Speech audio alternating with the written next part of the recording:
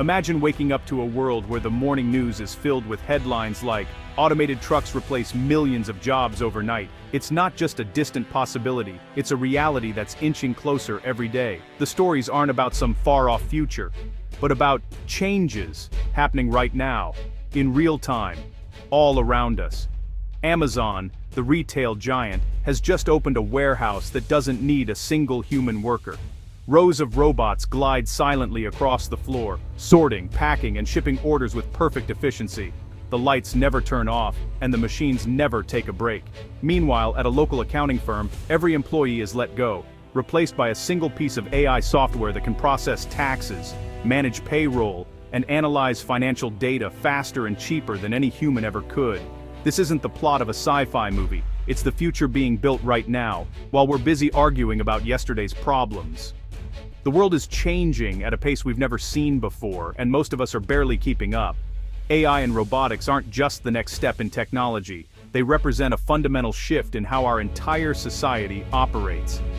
They're not just tools, they're becoming the new workforce, transforming industries from manufacturing to medicine, logistics to law. Think of it this way, it's not just about getting a new car, it's about a car that drives itself, repairs itself when it breaks down, and then, in its spare time, composes a symphony. The boundaries of what machines can do are expanding every day.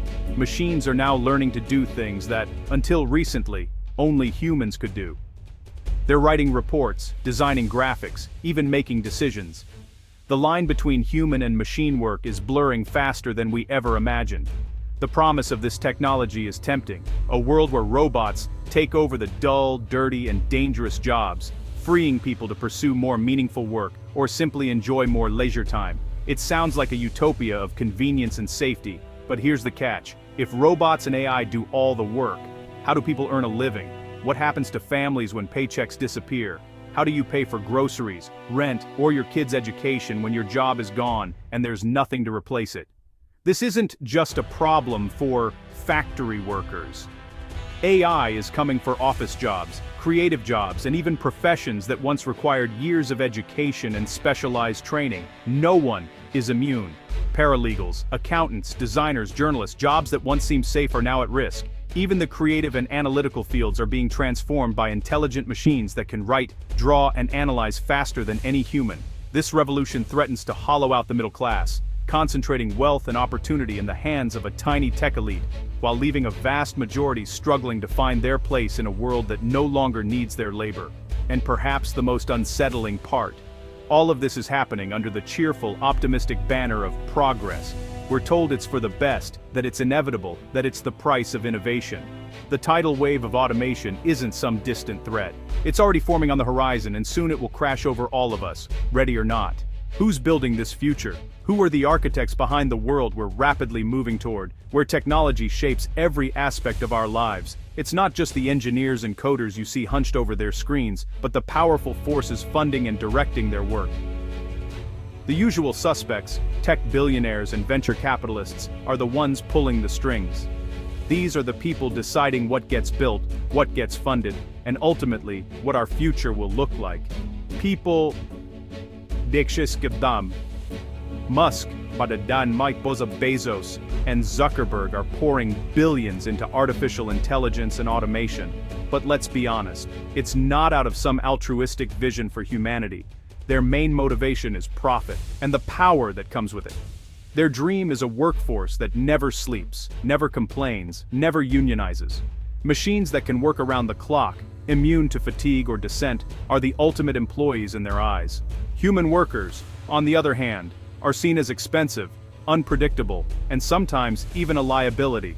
They need breaks, healthcare, and fair treatment, things that cut into the bottom line. Robots are simple assets. No breaks, no benefits, no HR complaints.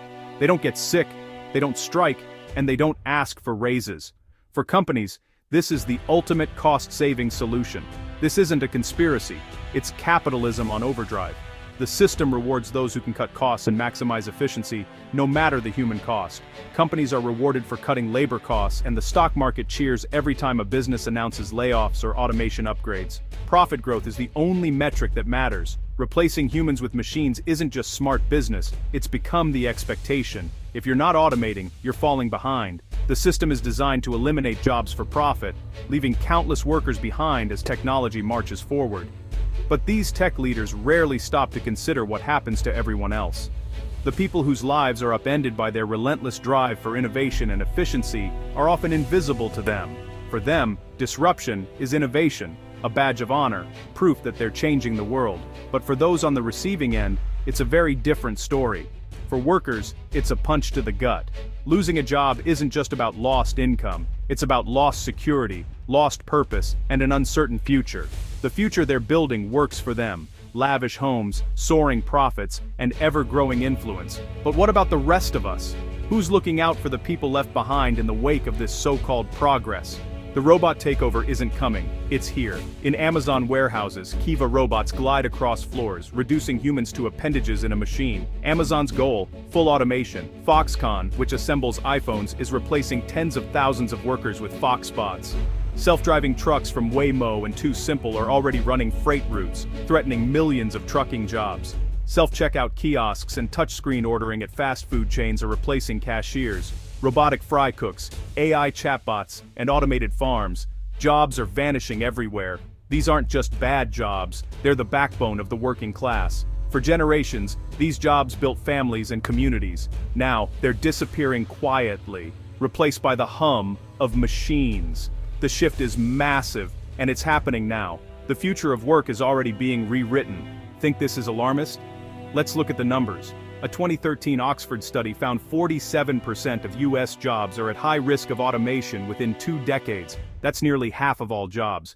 McKinsey projects up to 800 million jobs lost globally by 2030.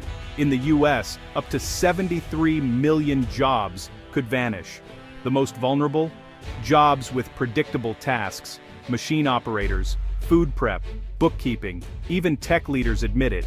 AI will automate 40% of jobs within 15 years. This isn't just theory, it's consensus. Previous shifts took generations. The AI revolution is happening in years. We're sprinting toward a cliff, cheered on by those who profit most. The scale is unprecedented. The speed is terrifying. Are we ready for what's coming? Losing a job isn't just about losing income. Work gives us identity, purpose, and community. It structures our days and shapes our lives. When you meet someone, you ask, "What do you do?" Work is tied to self-worth. Take that away, and it's not just an economic blow. It's a psychological one. We've seen this in towns hollowed out by lost industries. Despair, addiction, and social decay follow. Now imagine that happening everywhere, all at once. Automation's defenders say, people will find new things to do. But meaning isn't so easily replaced. Leisure only matters when it's a break from meaningful work. We can't solve this crisis by talking about money alone. We have to talk about dignity and purpose. The tech elite's solution? Universal basic income, free money for everyone. Sounds great, right? But look who's pushing it. The same billionaires automating your job. UBI keeps the consumer economy alive, so people can still buy what the robots make.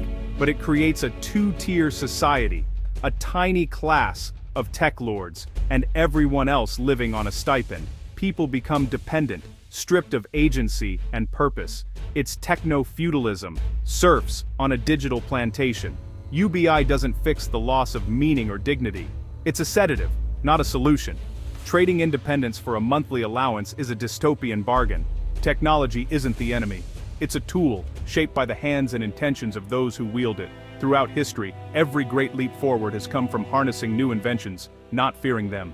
The real question is, who controls these tools, and for what purpose? AI could cure diseases, fight climate change, and free us from drudgery. Imagine breakthroughs in medicine, energy, and science that were once impossible, now within reach. With the right vision, technology can help us solve humanity's biggest challenges. Imagine a world where automation means shorter work weeks, more time for family, creativity, and community.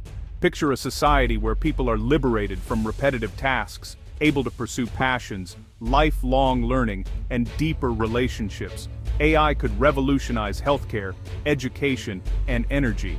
That's the utopian promise, a world where everyone benefits, not just a privileged few. But right now, the benefits flow to those who own, the technology. The power and profits are concentrated in the hands of a small elite, while the rest are left behind. Profits are hoarded, not shared. Inequality soars. The gap between rich and poor widens as technology amplifies existing divides instead of bridging them. We're at a crossroads. One path leads to shared prosperity, the other to a new gilded age where opportunity is reserved for a select few. The stakes have never been higher. The outcome depends on choices we make now. Laws, policies, and collective action will determine whether technology serves the many or the few. We can't be passive.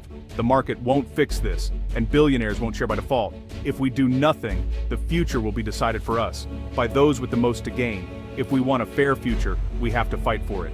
The rules must change, and that change starts with us, demanding justice, equity, and a voice in shaping tomorrow. The future is up to us. Together, we can choose liberation over servitude and build a world where technology uplifts everyone. How do we build a better future? Not by smashing robots, but by sharing the wealth they create. Shorten the work week, same pay, less time. Give workers real power, seats on company boards, a say in how tech is used. Shift the conversation from how do we replace people to how do we make work better.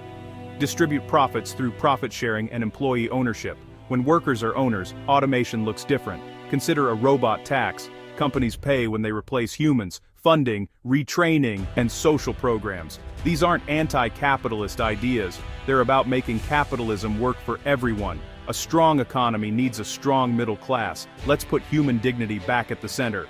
This isn't left versus right. It's about the future we want. The robots are coming, whether we're ready or not. The real conversation needs to happen everywhere, not just in Silicon Valley. Ask leaders. How will you manage this transition? What's your plan for workers? For sharing AI's benefits? Don't settle for vague promises. Demand real answers. The choices we make now will shape generations. We can build a future where technology serves everyone, or risk mass unemployment and despair. Get informed, talk to your community, push your leaders. Don't accept a jobless future as inevitable. The future is something we build together. The robots aren't in charge, we are. It's time to act. Your voice is essential.